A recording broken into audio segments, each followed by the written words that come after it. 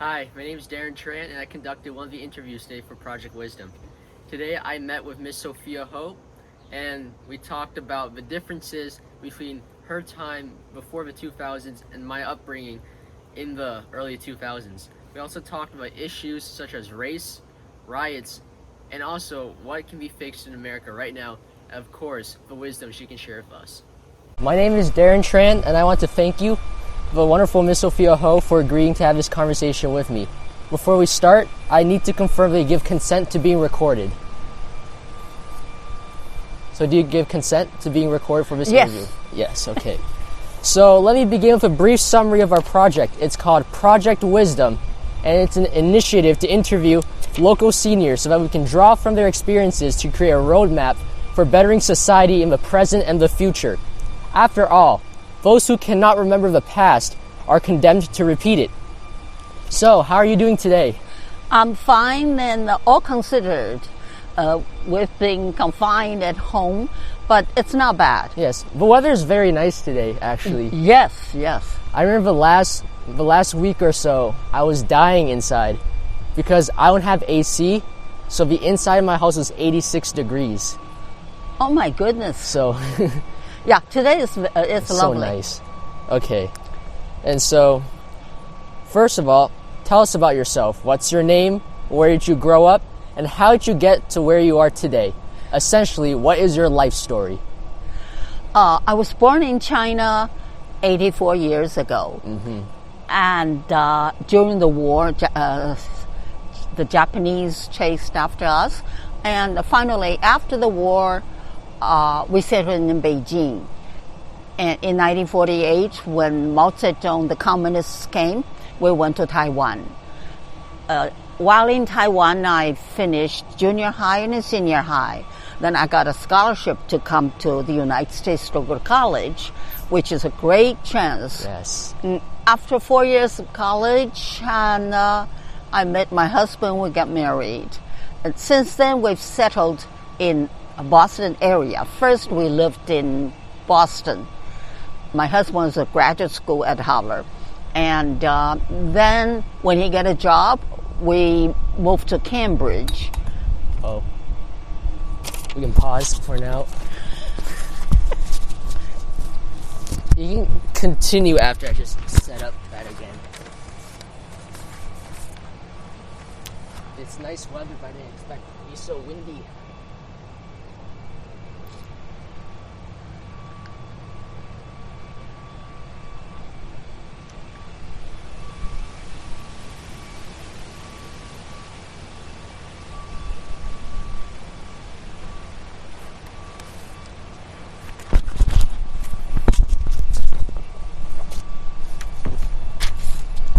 It's too windy. So windy.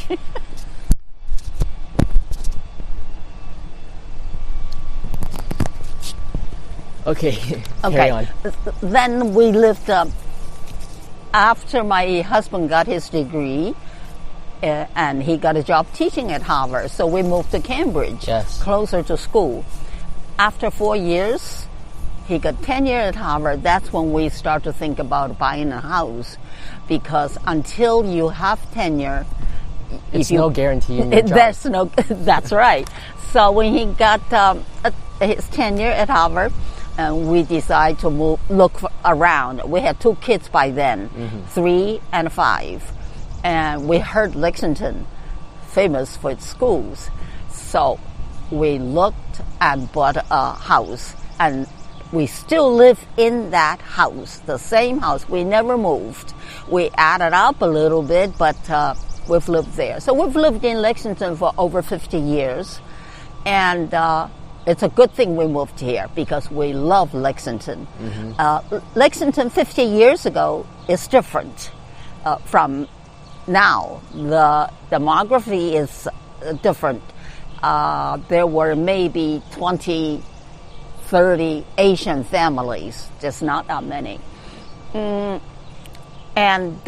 then my neighbor, I have a good neighbor who was very much involved with the town meeting and all that. I learned everything from her. In China, as a kid, we didn't know about government. We did not express your opinions and all that. So I learned from her and I got involved, and I think to be a real citizen of the town, you must get involved. Yes. You must know our government and how it's run. I've never heard things like town meeting, precincts, and all that. Eventually, people asked me to help them to run for election. And my good friend Jack Edison, who's long passed away, he asked me to be his campaign manager. I said, I don't know how to do that. He says, that's all right. You have to be willing to work hard. And I will show you everything. I will be by you. And he really taught me again. So, like you said about mentors, Jack Edison was my mentor. He taught me everything. Then more and more people start to ask me to work for them. For instance, you know LEF. When it was first started, because there were budget cuts, we didn't have money. So the superintendent of schools formed Lexington Education Foundation. Yes. I was asked to serve. We raised money.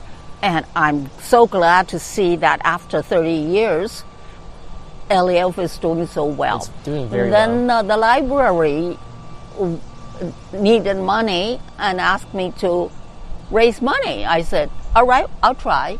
And that's how once you get in, you get more involved. And I've been never so happy. So ever since you could organize for your community, you've never looked back. No. Just keep going. Keep running. I'm still keep going. You know what I say? I said, okay, I'm getting older. Maybe my energy level is low and I get tired. But one thing I have that you don't have is experience. That's true. That's very true. You have to live through. So I'd be very happy if you have any question to ask me, even though I don't need to do physical things, but I got up here. You have wisdom, Project Wisdom. Yes. So now, throughout your life, you have likely seen many changes in the world. Oh, yes. What we know is, how has the American lifestyle, or just the general experience, transformed over your lifetime? So back when, say in the 80s, 90s, versus today, what is the American lifestyle? What's different? Well, for one thing, I think maybe it's not fair to say, because at that time we didn't have so much money. Yes. And so lifestyle's changing. But Lexington's changed. When we first moved here, there was Woolworth. Do you know what Woolworth is? Woolworth? I'm not sure. No. It's a 5 and 10 store in Lexington Center. So Lexington Center is totally changed. It was rather a little town-like, but right now it has developed. Yes. And our library was rather small, and right now it's the attraction of town. And then I can't remember how many years ago I was asked to serve on the committee to study about the possibility of having a community center in Lexington. Yes. Many towns have community centers, but we don't. So they asked me to serve. We studied, worked, and all that, and made a report to the Selectmen board, and said, yes, Lexington should have a community center. And that's how now, so Lexington's going with the time, and it's developing. Mm-hmm. I mean, I'm thankful for the community center. We've led many workshops there. Like last month or a couple months ago, we led a workshop to teach senior citizens how to use Uber. And every month, one of our members, Anj Jha, he leads a 1-hour workshop on technology called 1 Hour of Tech a Month. But what I want to know is, when you see the community, when you see other people, do you see relationships? How have they changed?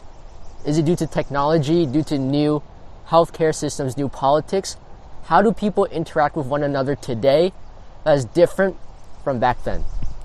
Well, as I just said, when we first moved here in 1966, there were a handful of minorities. Yes. Right now, I believe the Asian population is about 30%. A lot more. Especially students. That's because we all came here because of Lexington schools. And thus, I always found Lexington is very open, very welcoming. There's discrimination every place, but in Lexington, you see a lot less, and I just feel Lexington is very welcoming to people of different faces, different background. And as far as technology is concerned, we are way behind times. And I did go to the community center. They ran Uber, teach us how to call Uber. Yes. So I know that you provide technology help to senior citizens, and I find that the coordination, the cooperation is very rare you find in other places, I don't think, in other towns. And people like you who is willing to do things, just study, good marks, yes, but I think to be a perfect, complete person, you got to consider other areas, development, yes. How you view people, how you say, well, I worked on Martin Luther King Memorial Service Committee, and our slogan or quote of Dr. King was, Dr. King said, life's most urgent and relevant question is, what are you doing for others? Mm-hmm. On our T-shirt, we printed that on the saying. banner. I remember the banner. Yes. Banner.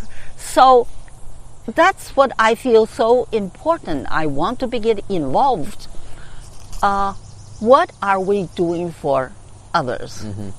And I think with that as a base,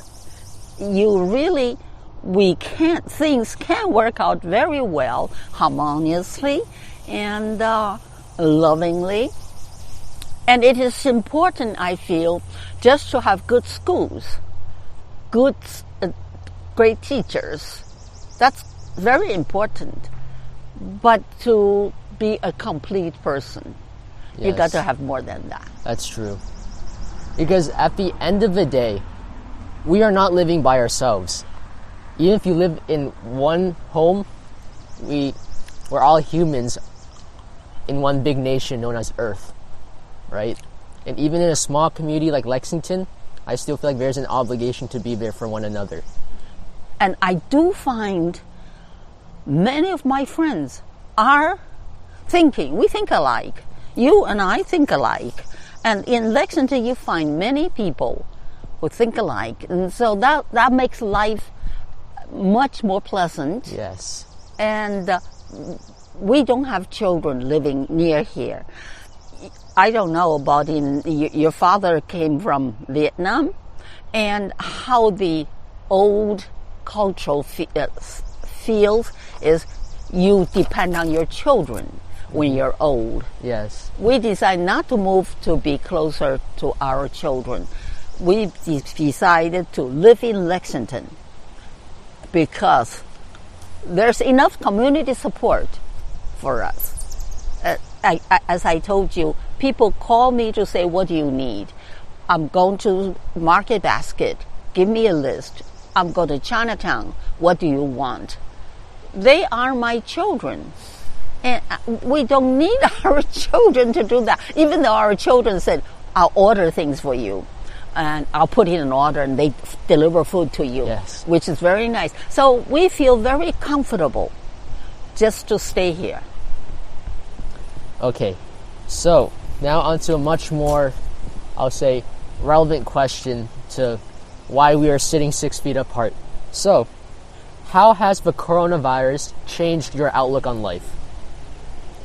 As my son said, people say, we'll go back to normal. It's never going to be the normal thing again. Things will be changing for very simple things. The other day we were talking about going to movies.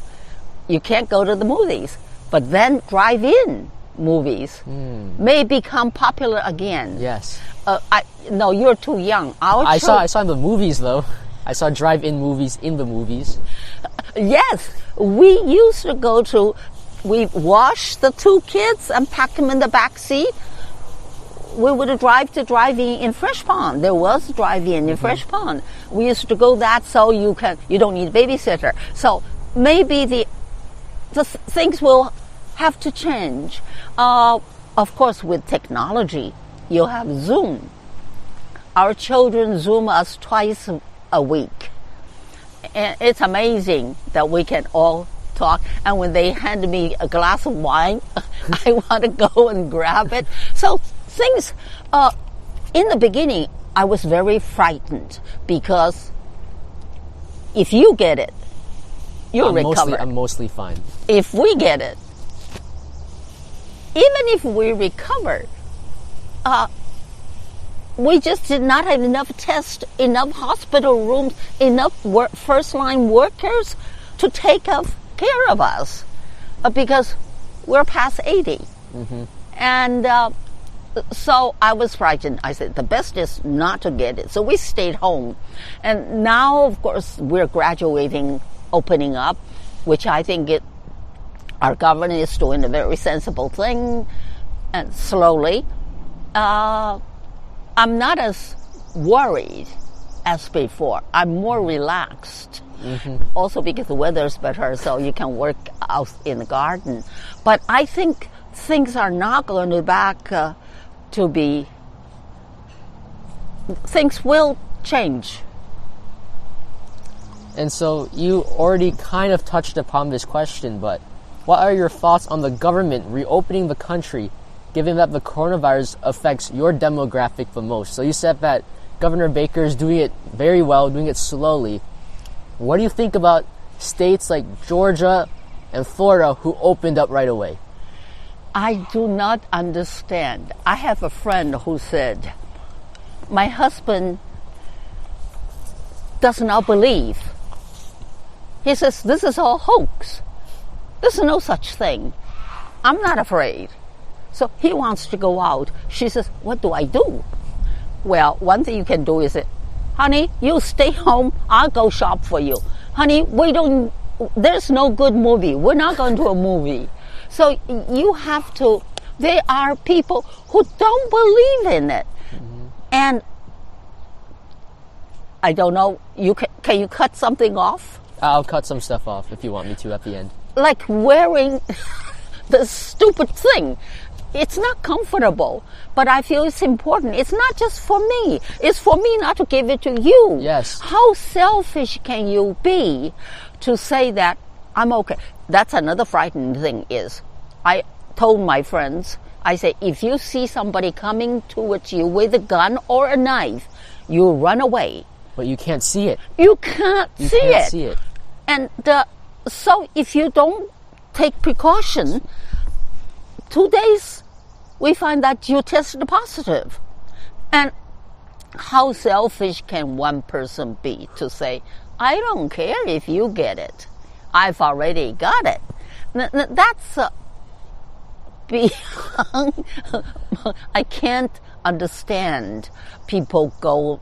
I've heard people in Florida go to the beach. Why can't you stay far apart a little bit? They do not understand the danger, and also don't think you're young. You're not going to get it. You're not going to die from it. Chances are you have a better chance than I, but that is no guarantee. It's not 0%. That's right. It's not sure. So everybody should be careful. Okay, and now, since we've talked a lot about community organizing, government reaction to coronavirus, now a much more general question about government. Throughout your lifetime, how has the role of government in American society changed over time? Oh, I don't think I can answer that question. You say change overnight? Over time. Oh, sorry. I'm afraid I'm not qualified, or I don't know enough to answer that question. Okay, so we can move on to the next one. So now I'm going to talk to you about some current events. So first of all, climate change. Oh. So I'll give some context. So in the news, especially this year and the last year, climate change reform is a hot topic. And scientists have said that if we do nothing now, we basically have about 10 years, give or take, before Earth is inhabitable to humanity. And so, with the way countries and international organizations are functioning right now, do you truly believe climate change can be stopped before it's too late? It's not too late. It's like sometimes you do the earlier the better. Mm-hmm. So don't say it's too late. No, we've got to do everything we can. That's another thing. I'm very careful about recycling and doing things. I do believe climate change, and being selfish, I say I want to live to suffer. But you, our children, our grandchildren, if you don't do anything for yourself, you got to think of them. Mm-hmm.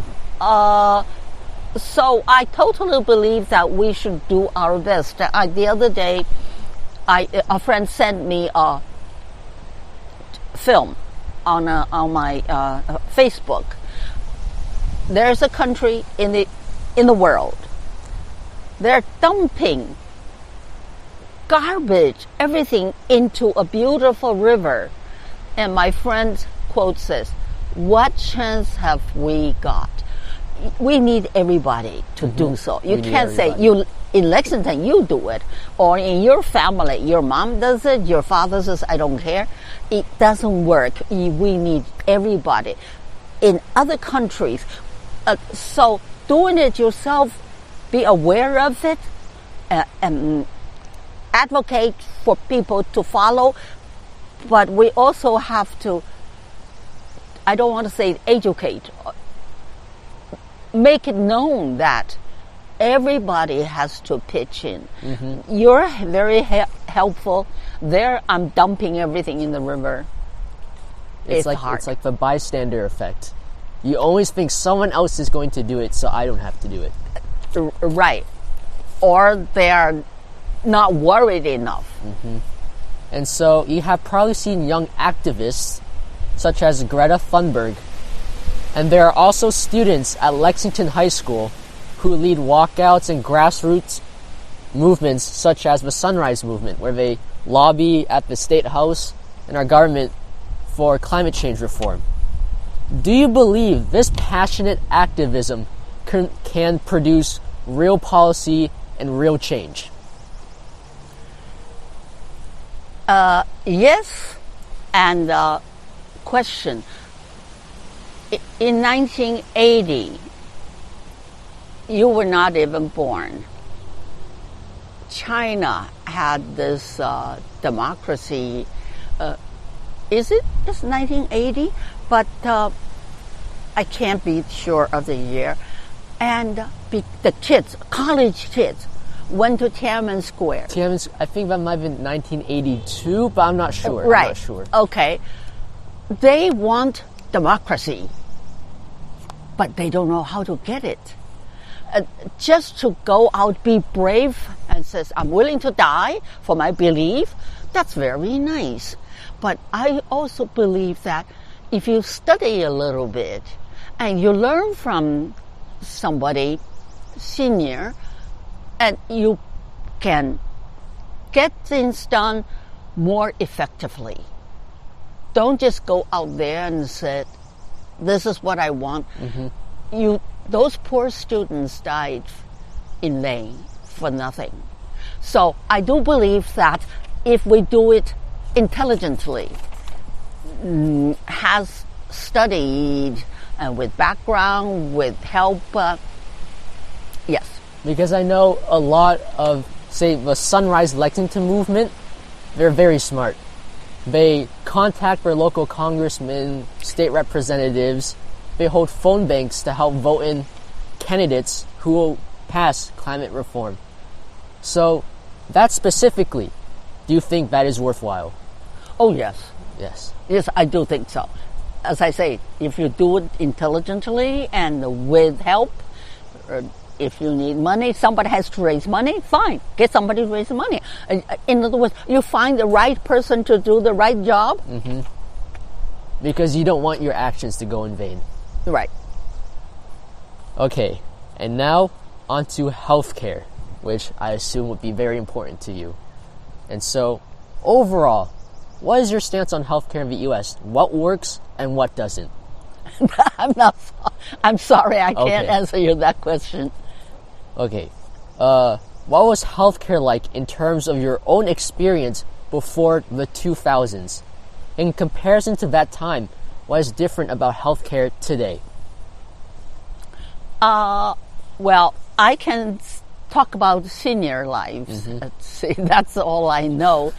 Is as I said, in China, when you're old, you live with your children, they take care of you. Filial piety. We don't want to do that.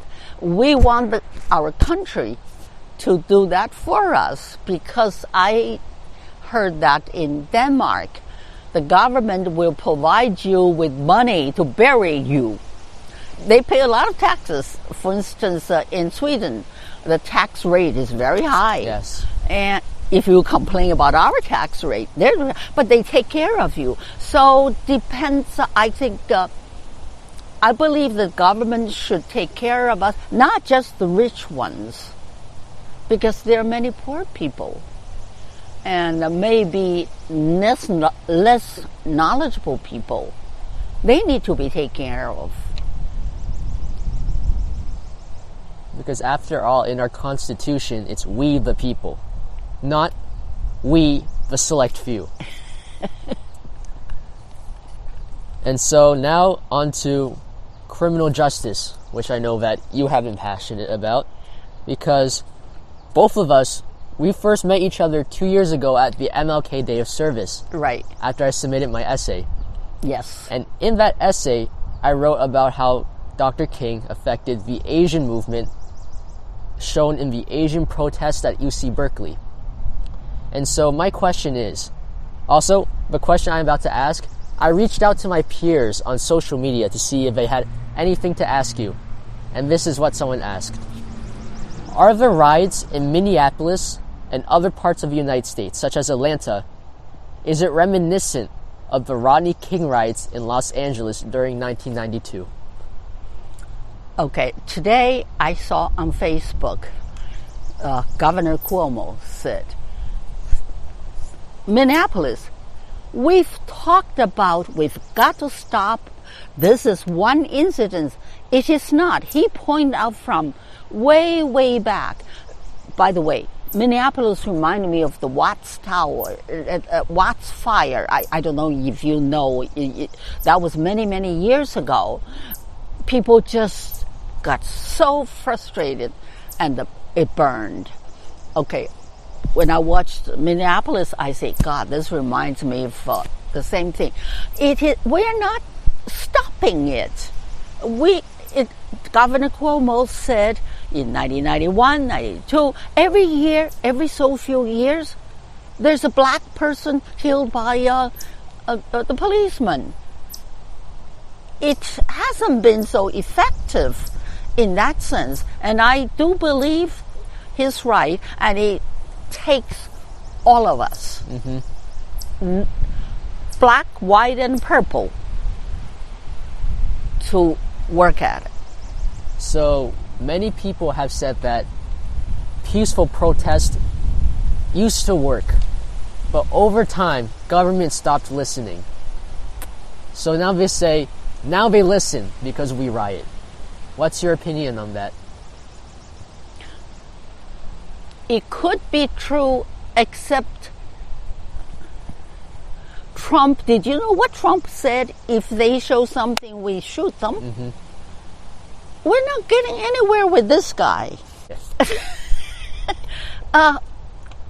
If the leader of our country says stupid things, inject yourself, drink Clorox, what hope do we have? And so I do feel the mayor of St. Paul, which is the Twin City, right, who is black. And there's another minority reporter said, I know your frustration. I know you're mad. And when it's a mob situation, people don't think. People get so emotional. But you are destroying our city. So who's right? I get mad. I'll throw a rock at your house. And then the whole neighbor got burned down. Who suffers? Us, you. So I thought there's a point there. If we want to do something, I can't say because people get mad. People don't think. People just want justice. And you were saying that riots work, but people have to be smart about it. Have to be smart. But it is very difficult to do what I propose because you get emotional. I don't need it. Fell again. Oh, you get emotional. Daughter who lives in D.C. last night or Tuesday night or Friday night, she went out and the caught is on Facebook. People just walking in there, and it's frustrating because we want to do it. I just don't know how effective. Yes, I understand. And now a much broader question is, you remember the war on drugs? And during the 1980s, there was a very hard-on-crime stance in the government. However, with new legislation, such as the First Step Act being passed in 2016, which was meant to improve prison conditions, and organizations such as the Innocence Project being formed, which tries to help people who were innocently convicted, criminal justice is taking a step in a better direction. But do you feel this is enough considering the U.S.'s history? And do you think that maybe we're not making as much progress as we think we are? I think it is a tough problem. Years ago, when our son was in college, he went to a prison to play basketball with them. And I thought that was dangerous. He's young. And so I asked him. He said, so far, our system hasn't been working in that a thief, murderer comes out. Very soon they go back. In other words, we just punish them rather than educate them. Mm-hmm. So you want to educate them. So there are two schools. My friend said, hey, it's not the Holiday Inn. They're not there because they did something right. So they should be punished. But by punishing them, by not educating them, by not enable them to have some skill to come out and be a regular citizen. Theoretically, that is very good. I once saw a picture of different prison rooms. Oh, yeah, did you put? Yeah, you put it. Sure. In Norway, I saw a prison room, better than yours, with a TV, bedspread, a desk. So they're like hotels. I don't know why they do that. Maybe. I know it's to help the psychology of the person. Yeah. Because if you're put into a prison where it's very tough conditions, you start growing hate inside. It's very difficult for you to know how to be compassionate again. And in like Sweden, right? By living in rooms that are similar to real bedrooms, it's like being in society in a way, so that when you come back, it's normal. Yes. Okay, maybe it works in a smaller country, but when our prisons, It's so big. too big, always too many people there, and things happen in the prison. It's we're not making that person, like you just said, you feel normal, you're comfortable, even though I did something bad, but I can be re-educated and come out to be. That works in certain culture, maybe, in certain smaller countries, but United States, I'd like to see that, but I'm not sure that would work. Okay. Obviously, it's a very difficult issue.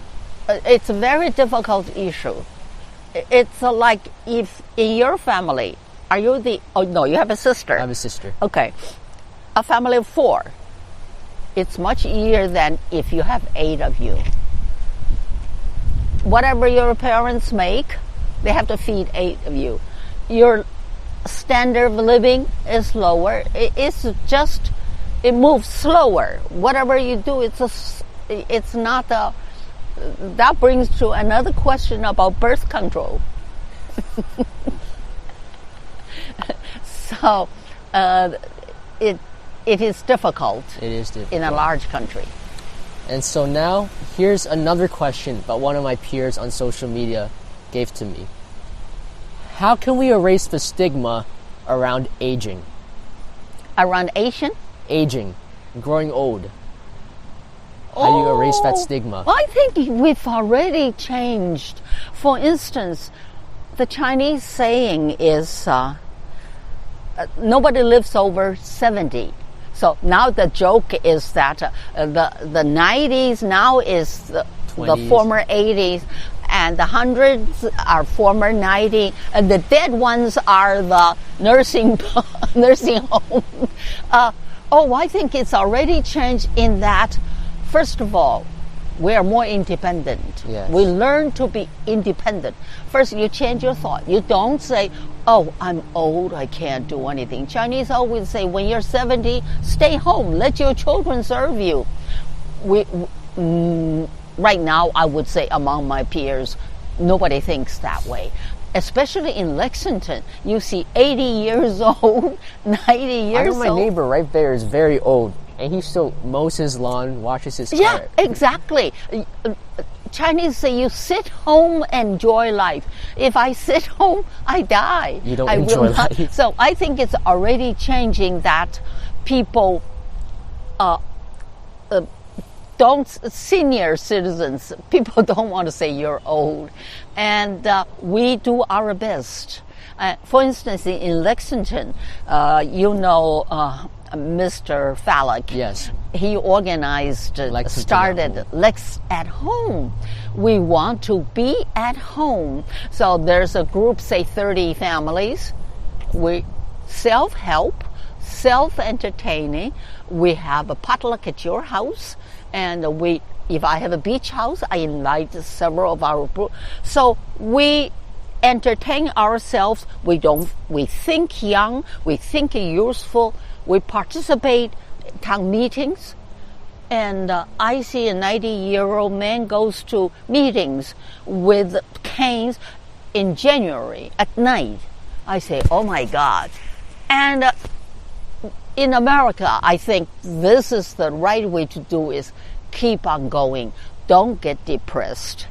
The best is still to come. I know it's easy for me to say because I'm healthy. I'm 84, and I work in the garden. I do everything. But if you're sickly, it's much more difficult. And then, of course, if you're mental. Alzheimer gets dementia. Then that's sad.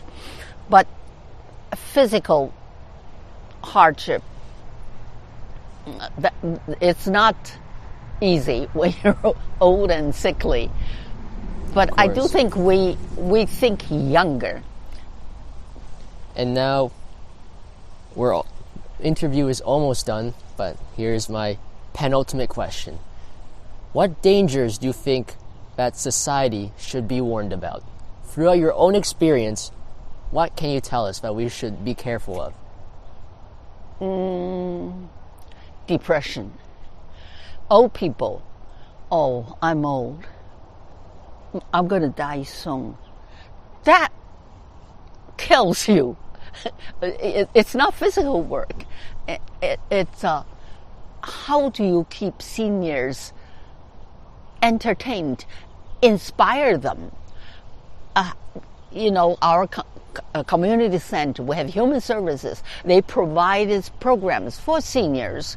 If you're capable, they have tours to New York, to Boston Common Garden in the springtime. You provide enough activities for them, and just mentally, you have to think. But as I said, if you have cancer or rheumatism, it's difficult. Yes. But keep your looking forward. And now, here we are, the final question. A question that captures the essence of Project Wisdom. And so, as a young man, what advice would you give to me and my peers as I grow up in an ever-changing world? Any opportunities to latch onto? Any words of wisdom? Because that is, after all, the goal of our project. For you and for me to learn from each other. So what advice do you have for me? Well, I think you guys are doing very well already. You want to help with you said, what can I do? I said, you stay home, be safe. I don't want you, you're too enthusiastic about what you want to do for us. Yesterday, and I worry about your safety. So I think you do it. Because you are still minority among the Lexington students that you want to do this, which is true. For instance, LEF, you have a group, very enthusiastic person to do, and the other said, I don't know why do they do that, okay? So there are always people don't want to do things. And how would we inspire others? By setting examples. Lead by example. Yeah, because like your parents would tell you, don't you smoke? Then he smokes. So I told people, say, you set good examples. You don't tell kids what to do, not to do, and you do it yourself. No. For instance, I am sure in your family, the way that you have showed how enthusiastic you are to help, to participate with that, that is not because your parents don't do anything. Our children will follow our examples. My daughter spent 2 years in Mongolia, Peace Corps. After that, she came here. She got a degree in public health. She worked in Africa for International Rescue Committee.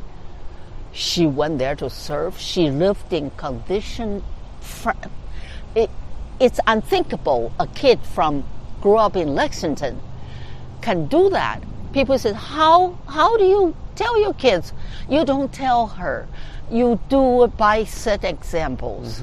So I think if somebody says, oh, you're stupid, why do you work here so hard and all that? Never mind, just keep on doing and say, come and see what we do. You introduce them. You sort of slowly draw them by setting examples. Yes. For instance, Dr. King. I mean, he was in jail like in Mandela. They went to jail and they They suffer, they do that. I don't have the courage. I tell you, I don't have the courage to do what they did. And you know, people from Lexington, from the north, went down to march and got killed. White people, they're brave. They're really brave. And you set examples. Mm-hmm. And so that is all for today. And once again, thank you for joining me. And to all our viewers out there, this is Miss Sophia Ho, living, being enthusiastic, energy of a 20-year-old at the age of 84. So I would love to give you a handshake, but obviously I cannot. So thank you. Thank you for asking me, because it's a great honor to be here. Of course.